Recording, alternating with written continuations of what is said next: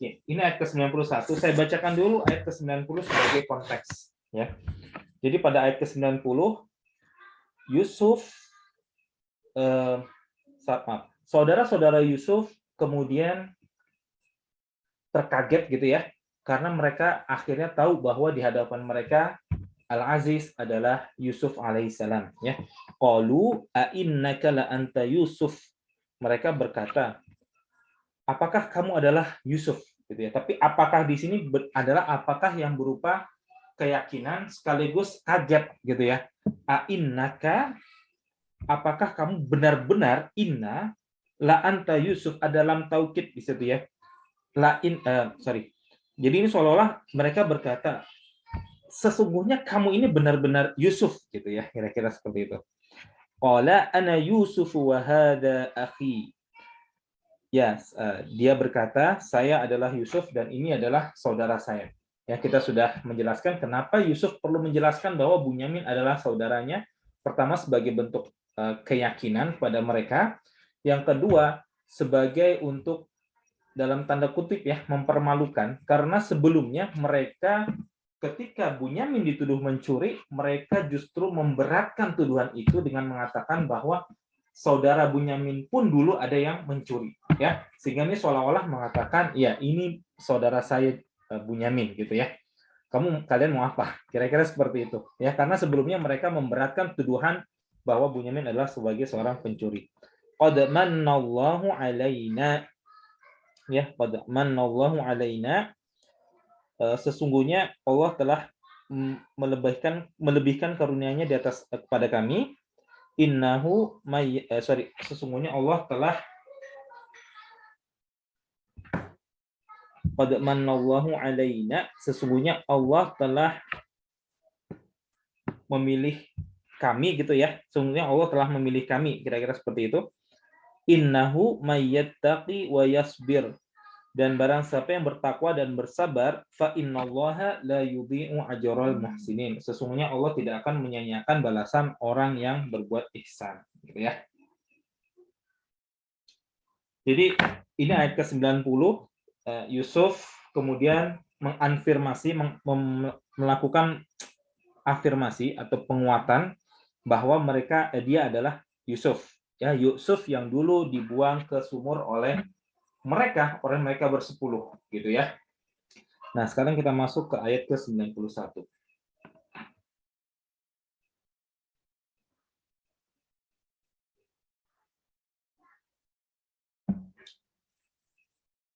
Ya. Jadi tadi qad manallahu alaina, sesungguhnya Allah telah melimpahkan karunia-Nya kepada kami gitu ya. Tadi sekarang masuk ke ayat ke-91. Qalu tallahi laqad atharakallahu alaina wa in kunna laqatiin. Ini saya terjemahkan dulu secara dari tafsir web ya, maupun dari mushaf yang diterjemahkan, mushaf yang diterjemahkan. Mereka berkata, demi Allah, sesungguhnya Allah telah melebihkan kamu di atas kami, dan sesungguhnya kami adalah orang-orang yang bersalah atau berdosa. Ya, qalu, mereka berkata, tallahi. Saudara-saudara Nabi Yusuf ini selalu menggunakan tallahi dalam beberapa kesempatan, gitu ya. Tallahi yang pertama itu digunakan mereka ketika menyangkal tuduhan bahwa mereka adalah pencuri, gitu ya. Di ayat ke 73, qalu tallahi laqad alimtum ma ji'na linufsida fil ardi wa ma kunna sariqin. Mereka berkata, demi Allah, sesungguhnya kalian mengetahui bahwa kami datang bukan untuk melakukan kerusakan di negeri ini, gitu ya. Dan sesungguhnya kami bukanlah pencuri. Ini adalah tallahi yang pertama digunakan. Jadi tallahi yang pertama digunakan oleh saudara-saudara Nabi Yusuf digunakan sebagai bentuk negasi atau sumpah bahwa mereka tidak mencuri, gitu ya. Jadi kalau misalnya di antara ibu-ibu dalam kasus persidangan ya di negeri Muslim, gitu ya, maka orang yang dituduh itu cukup bersumpah. Orang yang menuduh wajib mendatangkan bukti, gitu ya. Itu kaidahnya. Orang yang menuduh wajib mendatangkan bukti, orang yang dituduh cukup bersumpah, gitu ya. Contohnya adalah misalnya perbuatan zina, maka kalau kita menuduh seseorang berzina, maka kita harus mendatangkan buktinya. Buktinya adalah 4 orang saksi, gitu ya. Buktinya adalah 4 orang saksi harus melihat bahwa terjadi proses perzinahan, ya. Sedangkan kalau misalkan kita tidak bisa menemukan 4 orang saksi, gitu ya, 4 orang saksi, maka kita tidak boleh bersaksi karena bisa-bisa hukuman itu akan kembali ke kita, gitu ya. Hukuman itu akan kembali kepada kita. Kalau untuk kasus Aisyah radhiyallahu anha, ketika beliau dituduh melakukan zina, maka orang-orang yang para sahabat, ada beberapa sahabat yang terjebak untuk menuduh Aisyah melakukan zina. Di antaranya adalah Misbah dan Hamnah binti Jahsy, saudara dari Zainab binti Jahsy, salah seorang saudari dari istri Nabi, gitu ya. Jadi istri Nabi Zainab binti Jahsy itu punya saudari namanya Hamnah binti Jahsy, itu ikut-ikutan menuduh Aisyah melakukan berzinahan, maka dia dicambuk juga 80 kali, gitu ya. Nah, ayat 73 ini menerangkan bahwa saudara-saudara Nabi Yusuf menggunakan tallah yang pertama untuk mengingkari perbuatan pencurian. Kemudian tallahi yang kedua itu digunakan di ayat ke-85. Qalu tallahi tafta'u tadhkuru Yusuf hatta takuna haraban aw takuna minal halikin. Mereka berkata, demi Allah, sesungguhnya kamu itu maksudnya bapaknya, ya, kamu senantiasa mengingat Yusuf hingga kamu ditimpa penyakit yang berat atau ditimpa dengan kebinasaan, gitu ya. Itu di ayat ke-75. Jadi ini adalah bentuk ekspresi, beberapa ulama menganggap bahwa itu adalah bentuk ekspresi supaya bapaknya tidak terlalu larut memikirkan Yusuf, gitu ya, supaya cepat move on, gitu ya. Atau bisa juga berarti bahwa ini adalah bentuk kekecewaan mereka karena bapaknya selalu mengingat Yusuf, begitu ya. Nah, di sini ini adalah kalimat pertama di ayat 91, ayat ke-91. Ayat ke-91, saudara-saudara Yusuf kemudian mengucapkan sumpah tallahi dalam wujud untuk masalah spiritual, gitu ya, masalah agama, gitu ya. Qalu tallahi, sesungguhnya Allah, ya, demi Allah, sesungguhnya Allah. Jadi di sini benar-benar sudah masuk dalam konteks sumpah, ya, dalam artian untuk spiritual, ya, spiritual sense kalau bahasanya Nu'man Ali Khan. Qalu tallahi laqad, sesungguhnya atharakallahu, Allah telah melebihkan kamu di atas kami. Nah, ini perlu kita bahas. Kenapa Allah menggunakan kata athara? Ketika digunakan kata melebihkan, mengutamakan, Allah senantiasa menggunakan faddalallahu, ya, Allah melebihkan. Nanti kita lihat di slide berikutnya. Tapi di sini Allah menggunakan atharakallahu. Athara, sungguhnya Allah telah melebihkan, athara, dia telah melebihkan kamu Yusuf, Allah. Jadi Allah telah melebihkan kamu Yusuf alaina, di atas kami. Wa in kunna la khati'in, dan sesungguhnya kami adalah orang-orang yang bersalah atau berdosa. Kita coba bahas kata athara, karena ayat Al-Qur'an ini sangat concise, ya, sangat singkat tapi dia padat makna. Ya, ini salah satu hal menarik yang kalau misalnya saya mendengarkan ceramah dari Nu'man Ali Khan. Saya ulang lagi, saya mendengarkan dari 3 ceramah, Yasir Qadhi, Ustadz Firanda.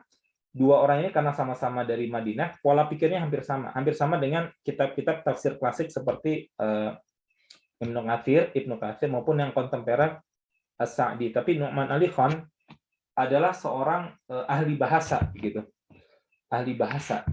Sehingga beliau itu mencoba untuk memecahkan, ya, maknanya dari sisi lugawi, dari segi bahasanya. Ya, ada 2 kata yang perlu kita bahas, athara dengan khati'in, ya. Athara dengan khati'in. Kalau sisanya itu biasa ya, bukan sesuatu yang terlalu perlu dalam dibahas gitu ya. Kita lihat di ayat di slide berikut.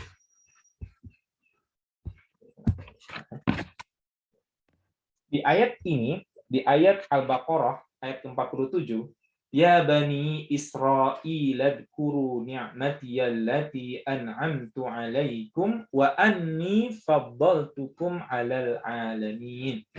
Wahai bani Israel, ya bani Israila, wahai bani Israel, udhkuru ni'mati allati an'amtu. Ingatlah atas nikmatku, ya.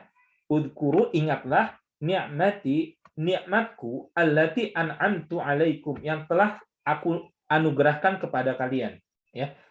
An'amtu alaikum, yang telah aku anugerahkan kepadamu. Di sini kepadamu ya, tapi karena di sini dia adalah alaikum, sebenarnya makna yang lebih tepat adalah kepada kalian, ya, kepada Bani Israel. Jadi anak-anak keturunan dari Nabi Yakub. Wa anni, dan sesungguhnya aku, faddaltukum, telah melebihkan kalian alal alamin, di atas segala umat, gitu ya. Ini jangan dipahami ya, jangan dipahami bahwa umat Bani Israel sampai sekarang dia di atas umat yang lain. Tidak. Di sini konteksnya adalah Allah melebihkan Bani Israel pada saat itu. Kenapa? Karena mereka adalah satu-satunya bangsa yang bertauhid dengan benar pada saat itu. Gitu ya. Sehingga Allah melebihkan mereka kaum-kaum yang lain, di atas umat yang lain, ya, karena mereka bertauhid. Dan salah satu nikmatnya adalah Allah memberikan banyak rasul, ya, itu dari keturunan Bani Israel, ya.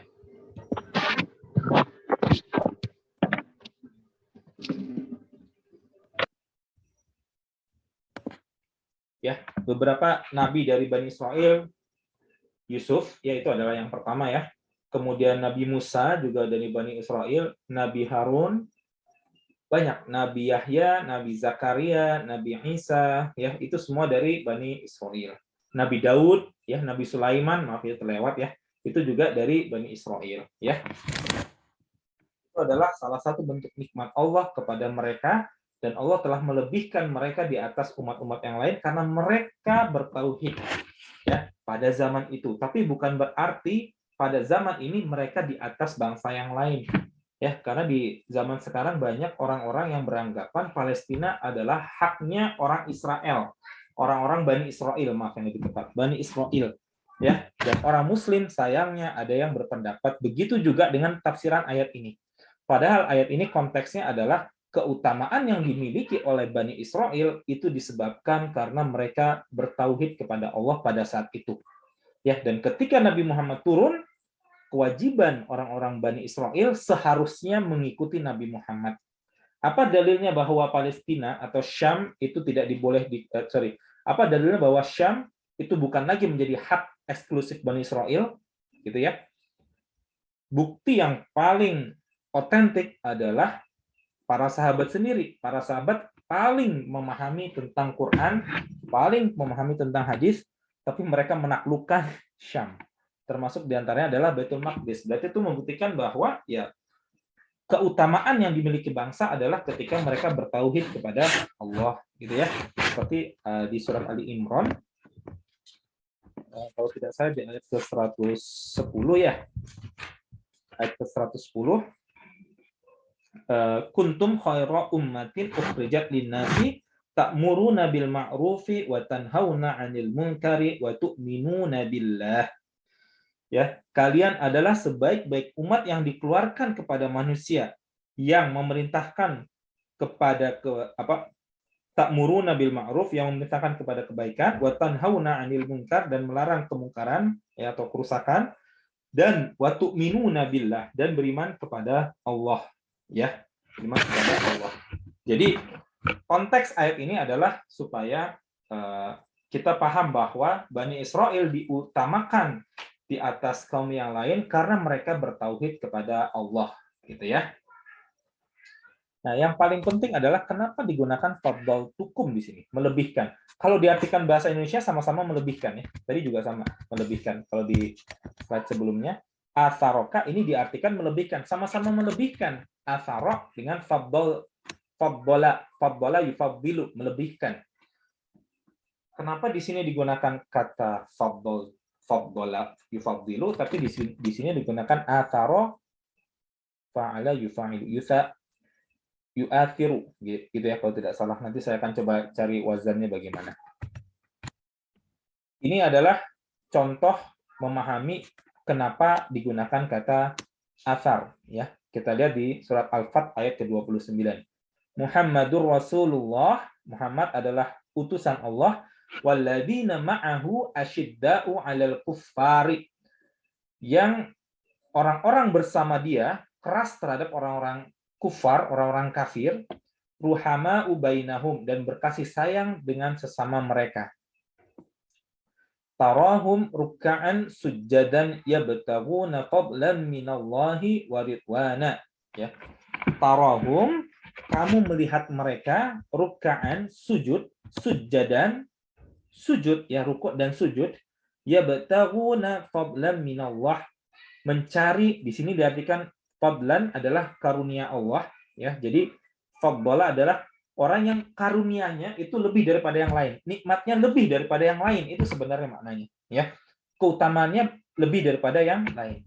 Fadlan minallahi wa ridwana. Ya, fadilah, kita sering dengar kata fadilah.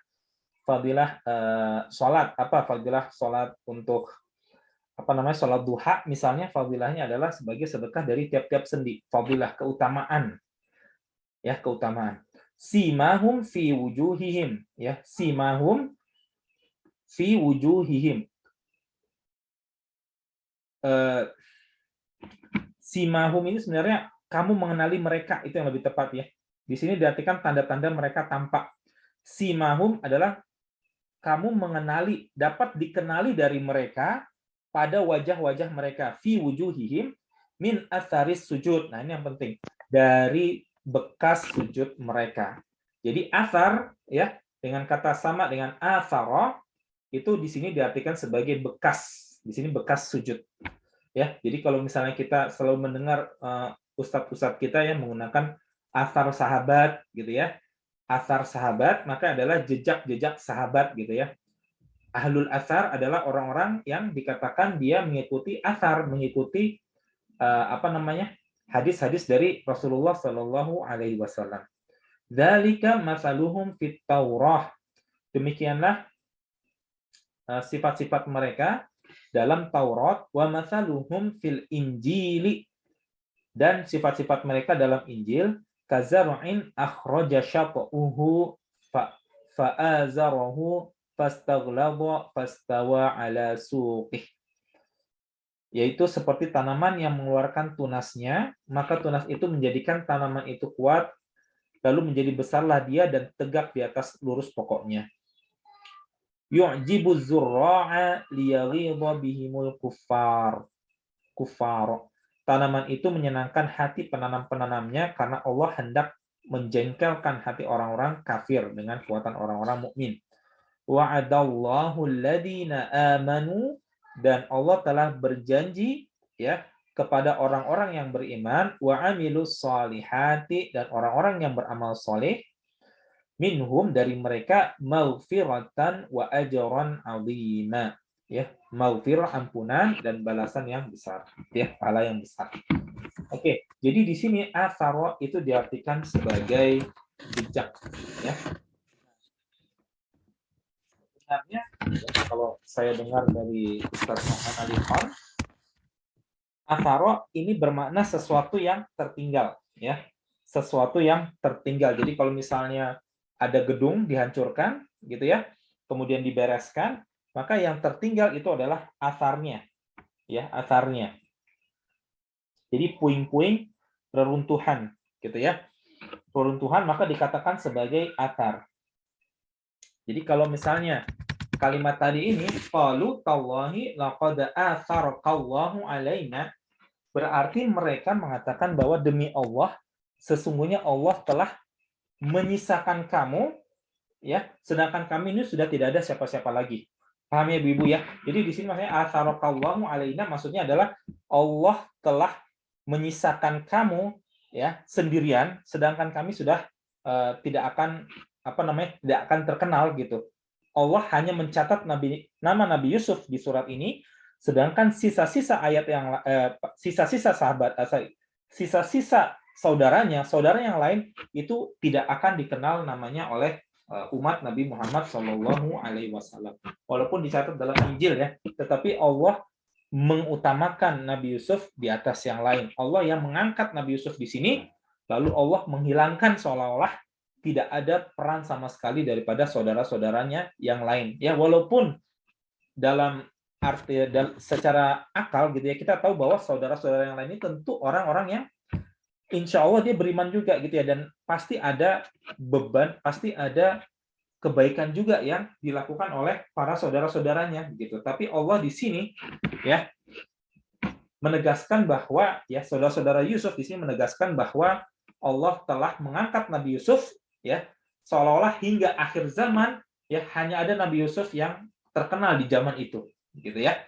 Nabi Yusuf hanya satu-satunya yang terkenal di zaman itu ya, sedangkan yang lain sudah tidak ada lagi ya, yang lain sudah tidak akan dikenal lagi begitu.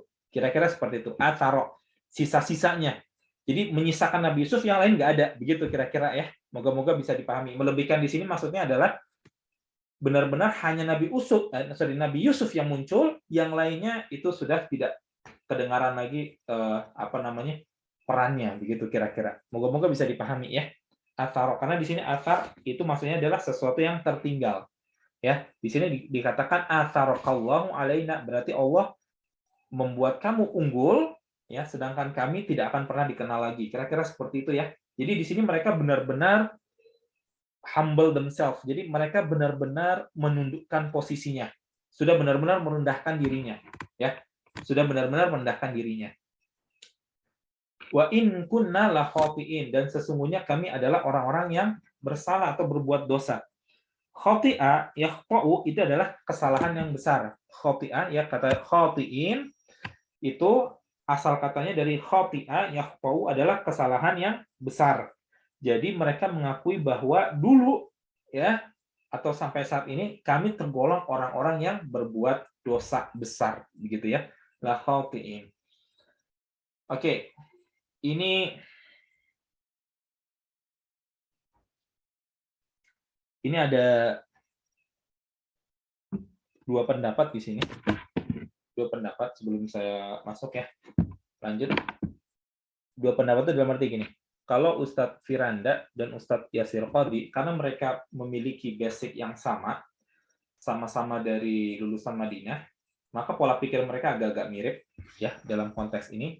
Maka ketika melihat ayat ke-91 ini, mereka ya berkesimpulan ya sesuai dengan tafsir-tafsir yang dibaca juga, tafsir Ibnu Katsir dan As-Sa'di, berkesimpulan bahwa dari ayat 91 ini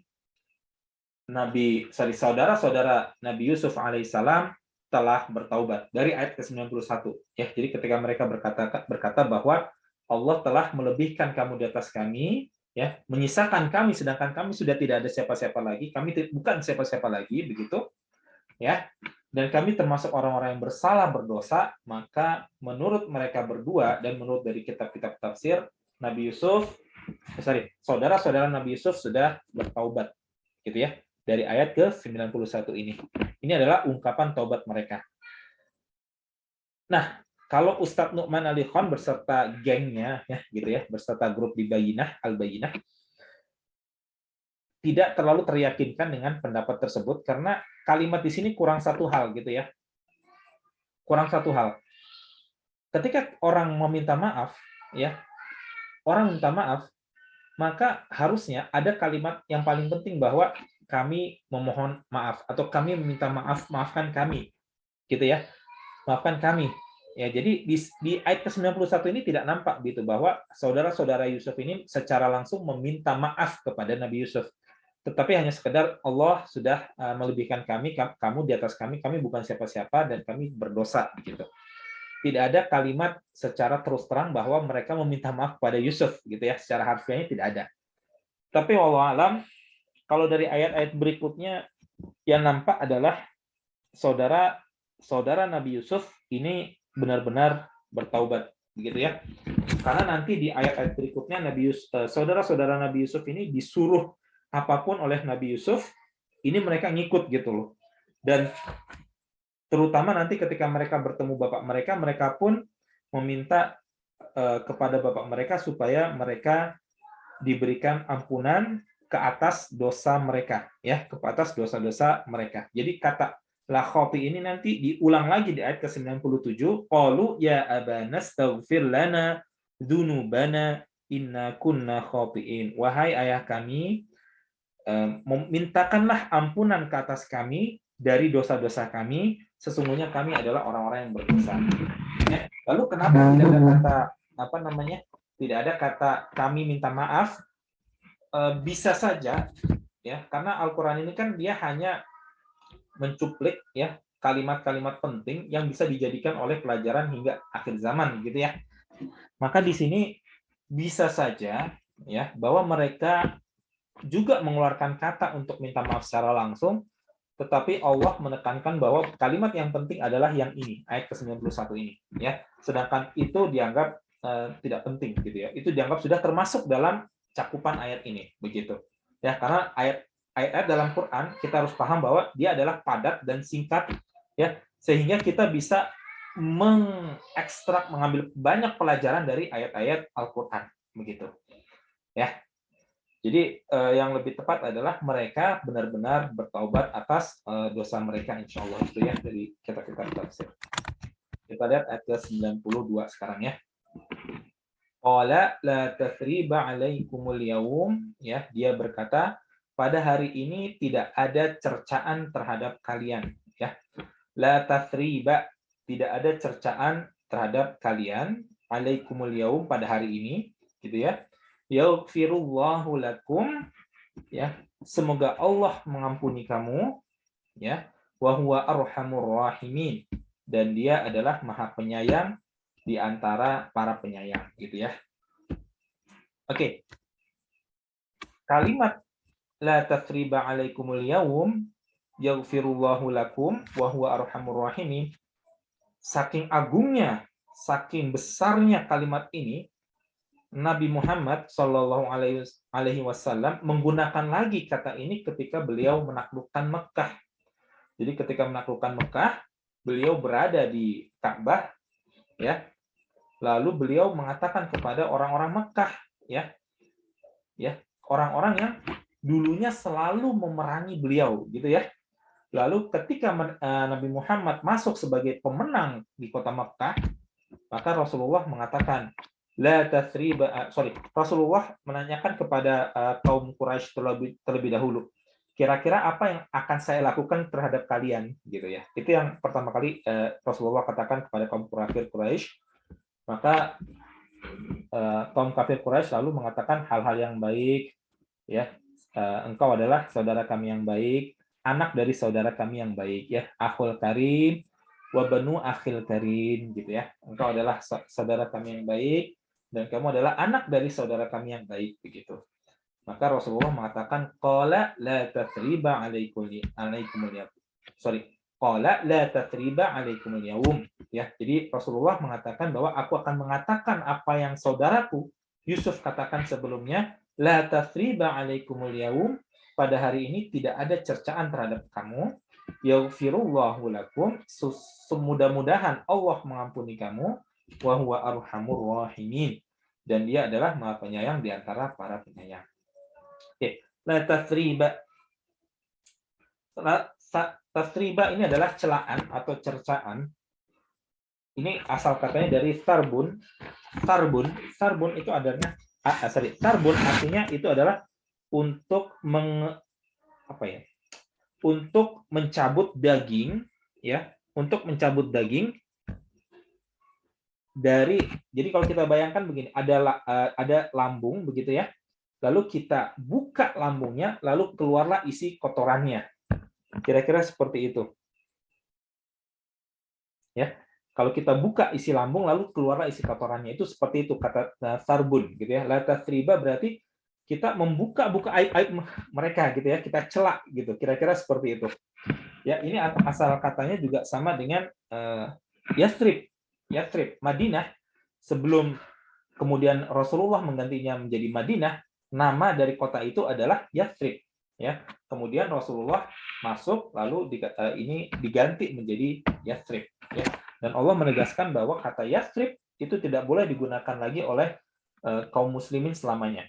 Tidak boleh kita menyebut Madinah sebagai Yathrib kecuali dalam konteks di Al-Qur'an itu ada kata Yathrib tapi itu diucapkan oleh orang-orang munafik. Ya, diucapkan oleh orang-orang munafik. Jadi kalau ada sebuah kota ditaklukkan oleh kaum muslimin memberikan nama itu kota baru gitu, kota yang nama-nama yang baru, maka kita tidak boleh menggunakan kata itu ya dalam kehidupan kita gitu. Kalau kita menyebut nama itu maka nama kota maka harus dengan nama Islamnya. Contoh lain adalah Konstantinopel. Konstantinopel ketika ditaklukkan diganti namanya menjadi Istanbul, lalu menurut lidah Turki Istanbul, kita tidak boleh lagi menggunakan kata Konstantinopel ya dalam percakapan kita, maka kita sebut sebagai dalam nama Islamnya gitu ya. Nah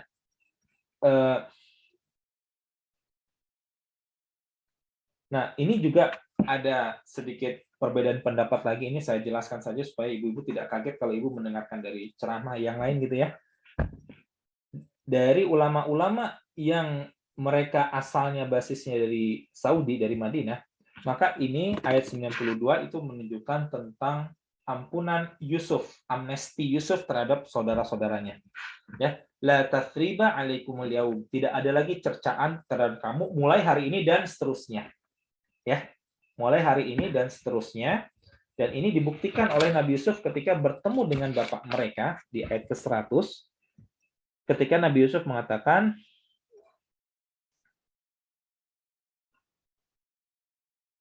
wa qad ahsana bi id akhrajani minas sijni wa jaa bikum minal badwi min ba'di an nazagha syaitanu baini wa baina ikhwati. Dan sesungguhnya Allah telah berbuat baik kepadaku ketika Allah mengeluarkan aku dari penjara dan Allah telah mendatangkan kalian dari tempat yang jauh ya. Setelah setan telah membuat perselisihan antara aku dengan saudara-saudaraku begitu. Nabi Yusuf tidak lagi mengungkit tentang kesalahan dari saudara-saudaranya gitu ya. La tathriba alaikumul yaum. Yaghfirullahu lakum, sesungguhnya Allah akan mengampuni kalian. Ini dibentuk dalam kata yaghfirullahu lakum. Yaghfiru itu berarti dia dalam bentuk fi'il mudhari. Ya, jadi mulai hari ini dan seterusnya Allah akan mengampuni kalian. Ya, kalau digunakan kata ghafarallahu alaikum, ghafarallahu lakum, maka Allah sudah mengampuni kalian. Tapi di sini digunakan yaghfirullahu lakum. Jadi mulai hari ini dan seterusnya Allah akan mengampuni kalian. Ya, mudah-mudahan Allah, ini bentuk doa ya. Mudah-mudahan Allah mengampuni kalian mulai dari hari ini dan seterusnya. Wa huwa arhamur rahimin, dan dia adalah Maha Penyayang di antara para penyayang. Ayat ini kalau menurut ya ulama-ulama dari Saudi, menurut dari kitab tafsir, ini adalah bukti bahwa Nabi Yusuf telah mengampuni mereka. Ya, mereka saudara-saudara dari Nabi Yusuf begitu. Oke. Kemudian ada nggak pendapat alternatif? Jadi menurut Nu'man Ali Khan di Bayyinah TV, ayat ini juga sebenarnya ya menurut beliau. Kalau menurut Ustadz Firanda ini jelas dia adalah bentuk bentuk maaf dari Yusuf pada saudara-saudaranya. Tapi menurut Ustadz Nu'man, dan ini perlu kita pelajari juga karena cukup layak untuk dipertimbangkan pendapat ini ya. Nabi Yusuf ya dalam hati kecilnya ini masih ada sedikit rasa rasa tidak enak, jadi gini bayangkannya. Jadi ketika dikatakan la tathriba alaikumul yauma, itu kalau menurut Nu'man Ali Khan, al yauma berarti hari ini ya. Tidak ada cercaan untuk kalian. Tapi kalau suatu saat kalian melakukan hal ini lagi, maka ada konsekuensi yang harus kalian tanggung gitu. Itu salah satu bentuk alternatif dari terjemahan ayat ini gitu ya. Jadi kalau hari ini tidak ada lagi cercaan untuk kalian, kita lupakan gitu. Tapi kalau kalian melakukan hal yang sama, maka ada konsekuensi yang harus kalian tanggung. Kenapa beliau berpendapat seperti itu? Beliau dan teman-temannya ya, jadi nggak hanya beliau. Karena dalam ayat ini berhubungan dengan ayat 91 tadi, tidak ada kata secara langsung bahwa saya memaafkan kalian. Ya, seperti halnya tadi tidak ada ucapan dari saudara-saudara Yusuf bahwa saya minta maaf kepada kamu. Ya, di sini ayat ke-92 tidak ada kata-kata saya memaafkan kalian. Ya lagi-lagi bisa juga bahwa bisa jadi sebenarnya ada kalimat itu tapi tidak dimasukkan di ayat ke-92 ini. Allah tidak memasukkan kalimat itu dan sudah tercakup dari ayat ke-92 ini. Tetapi ini juga perlu untuk kita pertimbangkan karena gini. Ada kondisi bahwa kita memaafkan seseorang ya, tetapi dalam hati kecil kita itu kita tidak benar-benar bisa memaafkan beliau, tetapi kita hanya sekedar ya sudahlah lupakan saja begitu. Ya maafkan, ya tetapi saya tidak bisa percaya lagi. Ada kondisi seperti itu, sangat manusiawi gitu kan ya. Saya maafkan, tapi saya tidak bisa percaya lagi kepada mempercayakan memberikan amanah kepada kamu. Contoh, ada Ibu Bi di sini punya pegawai, ya di sini banyak pengusaha, ya ada yang punya pegawai. Lalu suatu saat pegawainya melakukan pencurian misalnya, ya entah dia kasir mungkin dia mencari uang, mencuri uang begitu, kemudian ketahuan, lalu ketika dikonfrontasikan, ya dia minta maaf, maka tindakan kita adalah yang secara umum ya, kalau misalnya kita tidak mau berurusan lebih ribet ke polisi, maka yang kita lakukan adalah ya sudah saya maafkan, tapi kamu tetap saya pecat. Ada yang seperti itu, sangat manusiawi ya. Sudah saya maafkan, saya tidak akan menuntut kamu ke polisi, saya tidak akan memberikan hukuman, tetapi kamu tidak bisa bekerja di sini lagi. Ada kondisi seperti itu. Karena orang yang bersalah, kalau dia terus-menerus diberikan keleluasaan, gitu ya, maka bisa jadi dia akan kembali lagi kepada kesalahan itu begitu. Sehingga harus ada tindakan gitu. Di sini Nabi Yusuf mengatakan la tasriba alaikumul yauma, tidak ada hari cercaan pada kamu. Yaghfirullahu lakum, semoga Allah mengampuni kalian. Perhatikan, dia tidak mengatakan saya sudah memaafkan kalian, tetapi dia mengatakan mudah-mudahan Allah mengampuni kalian. Allah maaf pemaaf, insya Allah kalian dimaafkan, tapi saya manusia biasa. Kira-kira seperti itu. Ini menurut Nu'man Ali-Khan ya. Dan ini pendapat yang cukup manusiawi dan cukup kita bisa masukkan ke dalam pertimbangan. Karena manusia tidak mudah untuk memaafkan seperti halnya Allah mudah untuk memaafkan. Yang bisa mudah memaafkan ya hanya Allah. Yang bisa mudah memaafkan lalu memberikan hal yang sama, kepercayaan yang sama kepada manusia, bahkan dibebaskan dari siksa neraka, itu hanya Allah. Manusia tidak bisa. Manusia tidak bisa. Contoh lainnya adalah Wahsy. Wahsy adalah salah satu budak, kalau tidak salah budak dari Abu Sufyan, istrinya Abu Sufyan, Hindun. Ya, Wahsy adalah salah satu budak yang beliau ingin merdeka. Beliau ingin mendapatkan kemerdekaan. Syarat untuk mendapatkan kemerdekaan dari tuannya, ya, karena dia budak hamba sahaya, dia harus membunuh Hamzah bin Abdul Muthalib, paman Nabi Muhammad SAW yang sangat disayangi dan dihormati oleh Rasulullah SAW. Maka ketika perang Uhud, Wahsy ini tugasnya hanya satu itu. Ketika dia datang, ya lalu dia melemparkan tombaknya masuk dari perut samping tembus ke perut sisi perut yang lain, ya. Setelah itu udah pergi Wahsy. Itu aja tugasnya dia. Dia tidak ikut bertempur sama yang lain. Dia benar-benar tugasnya hanya membunuh Hamzah, kemudian kembali lagi, sudah pulang. Ya. Lalu didapatkanlah kemerdekaan dari tuannya itu, dari Hindun waktu itu belum Muslim. Ketika Fathul Makkah, Wahsy ini termasuk orang yang diberikan hukuman mati. Ya, walaupun Rasulullah mengatakan la tathriba alaikumul yaum, yaghfirullahu lakum wa huwa arhamur rahimin, beberapa orang itu tetap harus diberikan hukuman karena saking beratnya ya kejahatan mereka. Yang lainnya dibebaskan. Yang lainnya dibebaskan. Di antaranya adalah Wahsy. Ya, Wahsy. Kemudian Ikrimah bin Abi Jahal. Itu juga termasuk yang diberikan hukuman mati begitu. Tapi keduanya akhirnya selamat. Jadi Wahsy ketika saat itu pada zaman itu orang kalau ingin masuk Islam harus menemui Rasulullah SAW.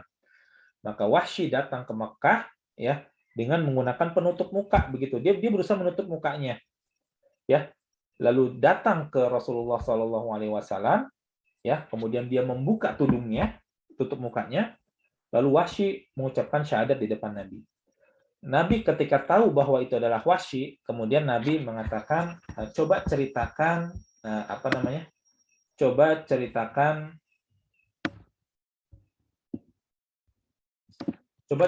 bagaimana engkau membunuh membunuh pamanku Hamzah gitu ya. Ya lalu Wahsy bercerita gitu tentang bagaimana dia membunuh pamannya, yakni Hamzah, paman dari Rasul kita SAW.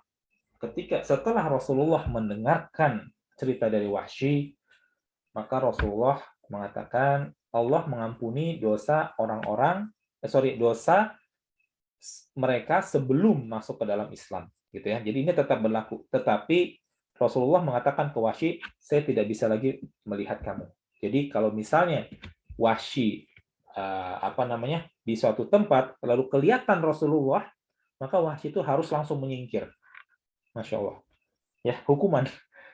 Jadi Wahsy ini diterima keislamannya, tetapi Rasulullah tidak mau melihat Wahsy seumur hidupnya lagi. Tidak mau. Kenapa? Karena masih ada rasa sakit hati, rasa manusiawi. Walaupun Allah memaafkan dosa manusia sebelum masuk Islam, tetapi kita sebagai manusia ya, itu terkadang masih ada rasa rasa tidak enak gitu ya, rasa benci begitu terhadap sesama kita. Ya, walaupun sama-sama muslim. Sehingga nanti ketika di akhirat Allah akan mencabut rasa itu sehingga kita akan masuk surga dalam keadaan nikmat seutuhnya begitu. Ya. Dan di antara sahabat pun sendiri walaupun sudah masuk Islam, kadang-kadang di antara mereka berselisih. Ya. Bahkan kadang-kadang bisa sampai perang.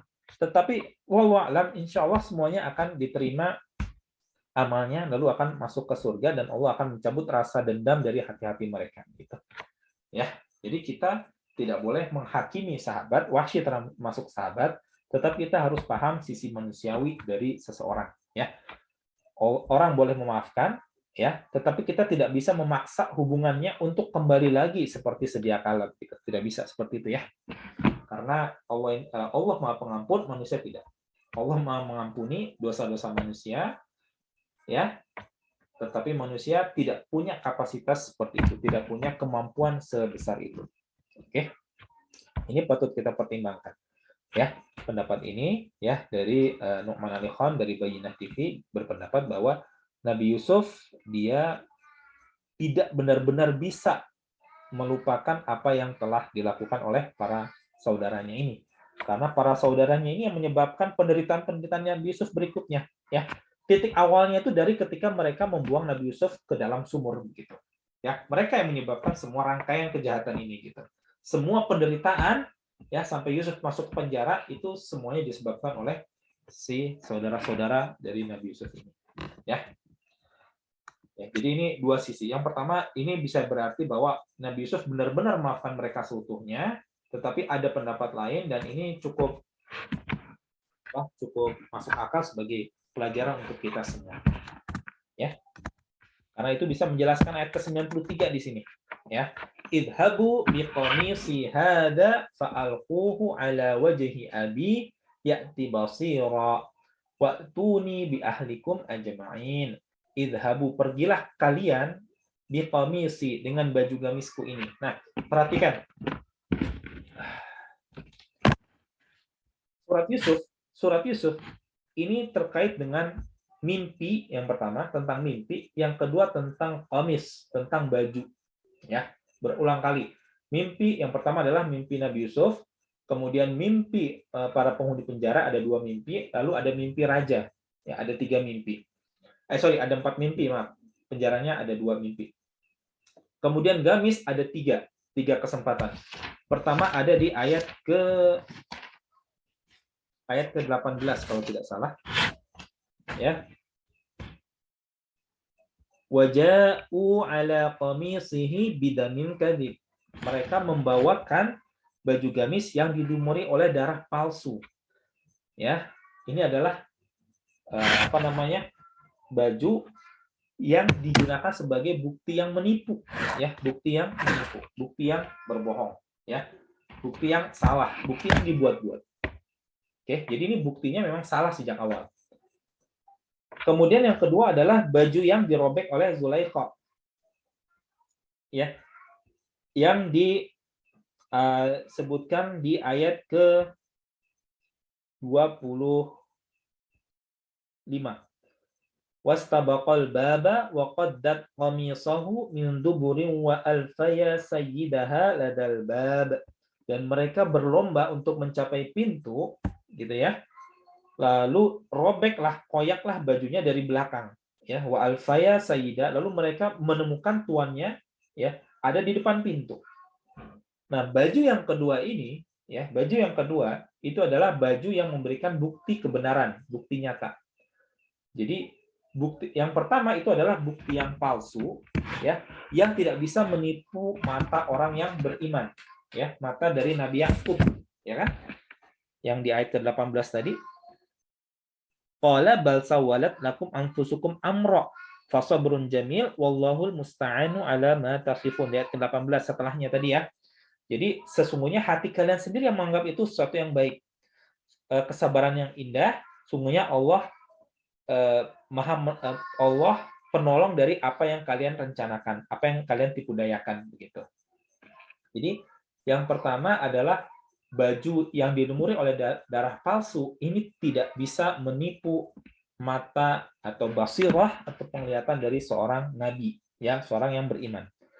Yang baju kedua itu adalah baju yang dia itu memberikan bukti yang nyata, yang benar, ya, karena di sini adalah bukti bahwa Nabi Yusuf tidak berzina, ya, bahwa bajunya koyak dari belakang, begitu.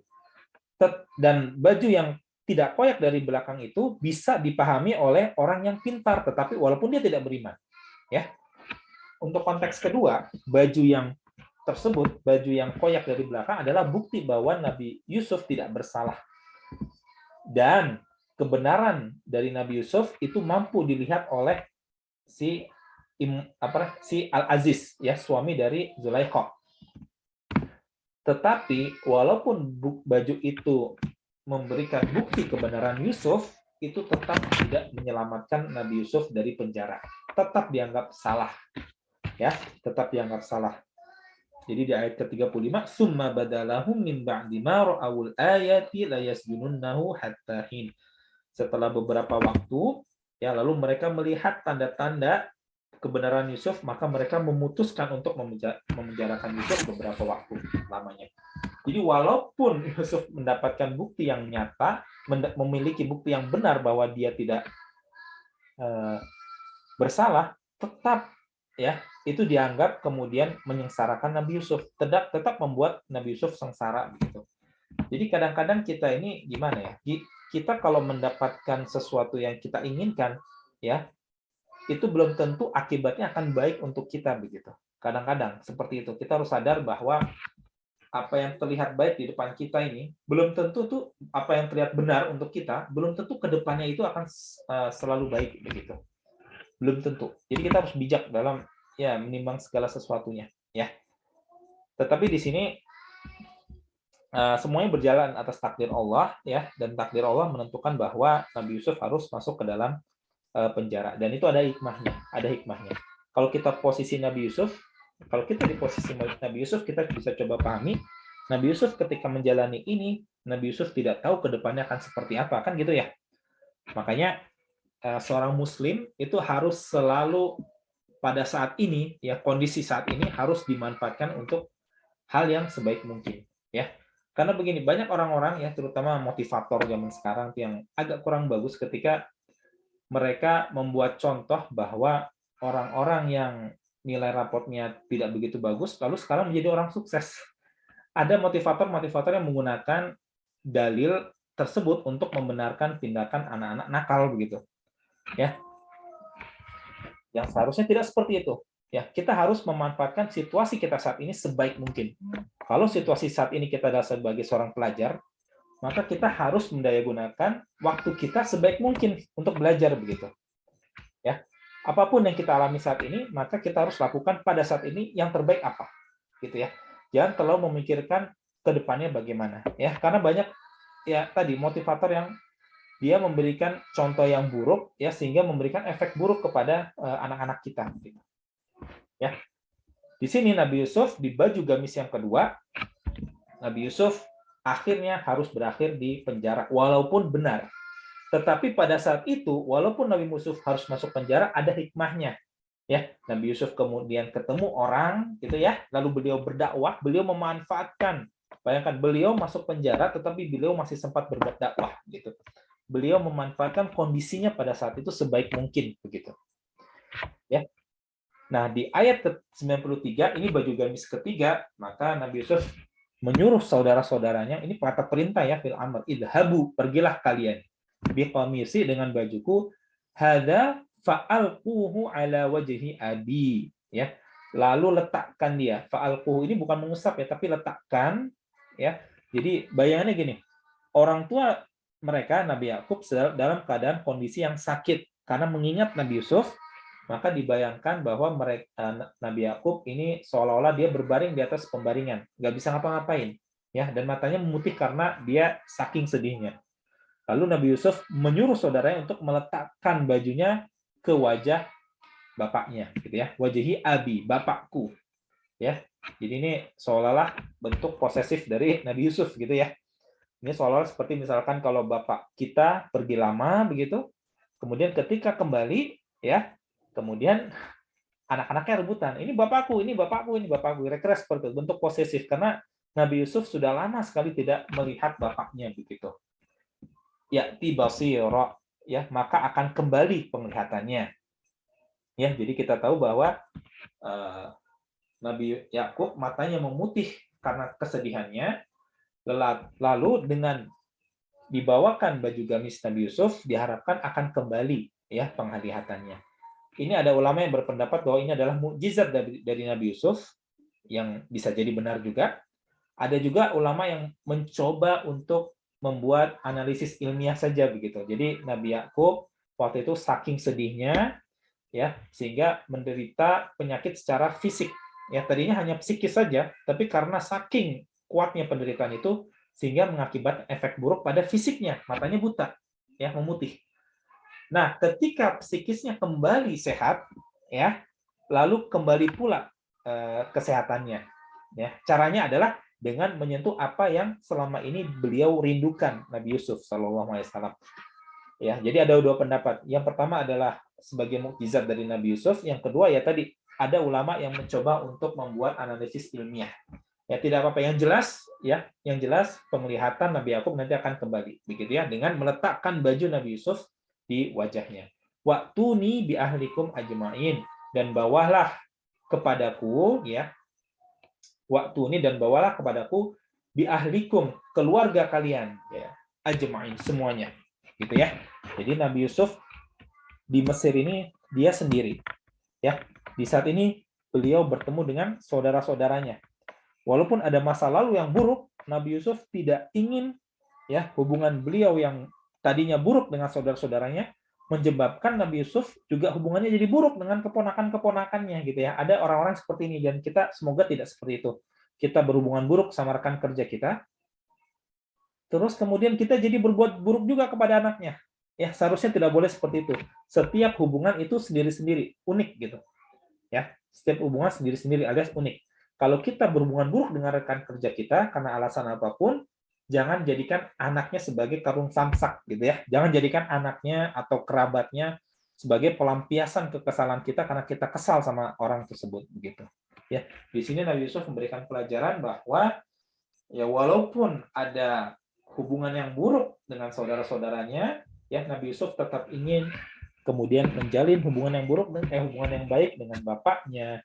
Bapaknya jelas dengan keponakan-keponakannya, dengan ya saudara-saudara iparnya begitu. Ya, jadi bawalah semua keluarga kalian kepadaku begitu ya. Sehingga nanti di sini Nabi Yusuf tidak akan sendiri lagi gitu ya. Karena seluruh kerabatnya ya, saudara-saudaranya, anak-anak saudaranya datang menemui Nabi Yusuf di bumi Mesir gitu ya. Dan ini juga menarik bahwa kenapa bukan Nabi Yusuf yang ke sana begitu ya? Kenapa bukan Nabi Yusuf yang menemui bapaknya ya? ini kita bisa pikirkan bahwa yang jelas Nabi Yusuf ini bukan orang nganggur, kan gitu ya. Nabi Yusuf ini orang paling sibuk di antara Bani Israel. Beliau adalah orang kedua dari Raja Mesir. Maka beliau itu sangat sibuk sekali. Sehingga tidak bisa beliau yang pergi kemudian mengunjungi bapaknya. Gitu ya. Maka bapak dan saudara-saudara Nabi Yusuf yang harus datang ke Mesir. Gitu ya. Kalau misalnya kita punya saudara seorang pejabat, begitu kan ya? Pejabat sibuk, ya sibuk, benar-benar sibuk, belum tentu karena dia sombong ya, karena sibuk sehingga harus kita yang datang menemuinya, begitu ya. Ini juga sama. Nabi Yusuf seorang yang sangat sibuk, ya. Maka Nabi Yusuf di sini menyuruh saudara-saudaranya untuk membawa mereka semua ke bumi Mesir, termasuk bapaknya, ya, termasuk bapaknya. Sehingga harus dipahami juga bahwa ya karena ini adalah perintah dari Nabi Yusuf, ya, maka bisa jadi saudara-saudaranya ini ada semacam iring-iringan dari kerajaan gitu ya. Jadi tidak sendiri-sendiri dengan keledai, tapi dengan kendaraan resmi kerajaan. Bisa jadi ya. Ya, yang jelas di sini Nabi Yusuf kemudian mengundang saudara-saudaranya untuk bertemu dengan dan bapaknya untuk bertemu kembali dengan Nabi Yusuf di Mesir, gitu ya. Oke. Kita sudahi pertemuan kita malam ini, sudah pukul 9. Insya Allah semoga bermanfaat untuk kita semua ya. Saya sudahi untuk rekamannya.